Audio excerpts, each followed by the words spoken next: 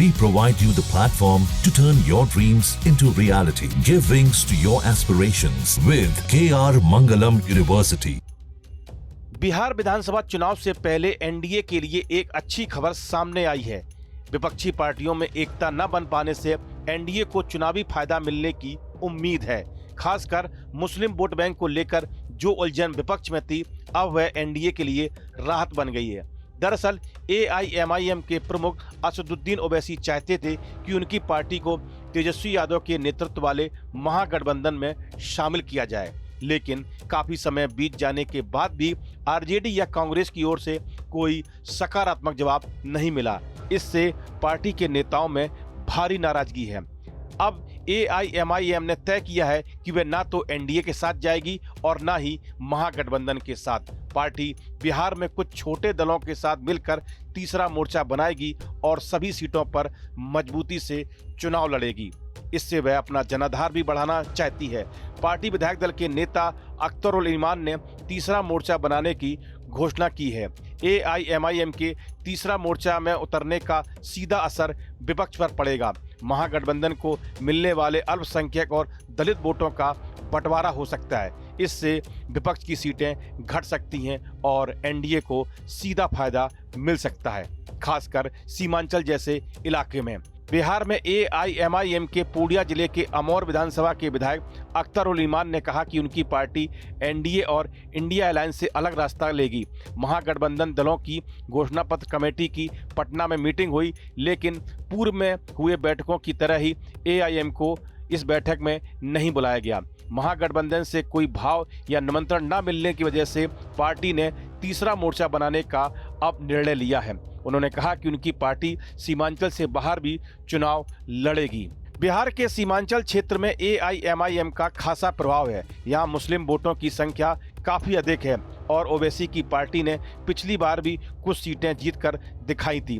अब अगर एआईएमआईएम अकेले या तीसरे मोर्चे के साथ उतरती है तो यहाँ विपक्षी गठबंधन को बड़ा नुकसान हो सकता है।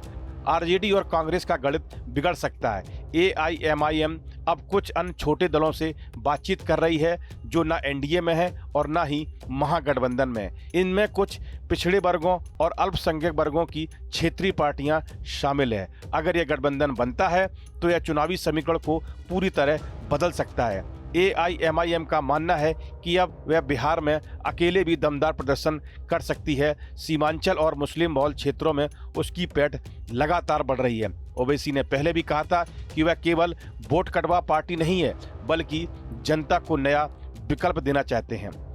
इससे पहले 2020 के चुनाव में ओवैसी की party grand democratic secular front के बैनर तले चुनाव लड़ी थी, जिसमें उपेंद्र कुशवाहा की पार्टी आरएलएसपी, मायावती की बसपा, ओवैसी की एआईएमआईएम समेत 6 पार्टियां शामिल थीं।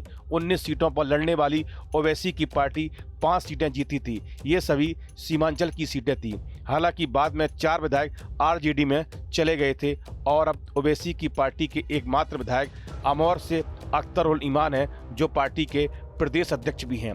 हाल ही में ओवैसी की पार्टी के महागठबंधन में शामिल होने की चर्चा तेज हो गई थी।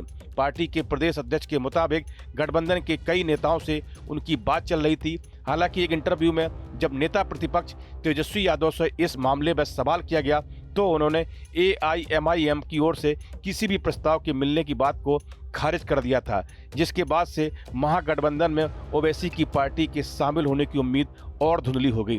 अब एआईएमआईएम के तीसरे मोर्चे में उतरने के बाद बिहार चुनाव 2 पक्षों का नहीं बल्कि त्रिकोणीय मुकाबला बन सकता है। एनडीए, महागठबंधन और तीसरा मोर्चा। ऐसे में किसी को स्पष्ट बहुमत मिलना मुश्किल हो सकता है और छोटी पार्टियों की भूमिका अहम हो सकती है। इस वीडियो में फिलहाल इतना ही। आप बने रहिए न्यूज नेशन के डिजिटल प्लेटफॉर्म के साथ।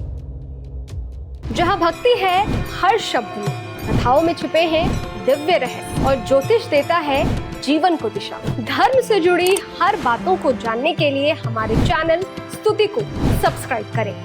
चैनल पर जाने के लिए इस लिंक पर क्लिक करें।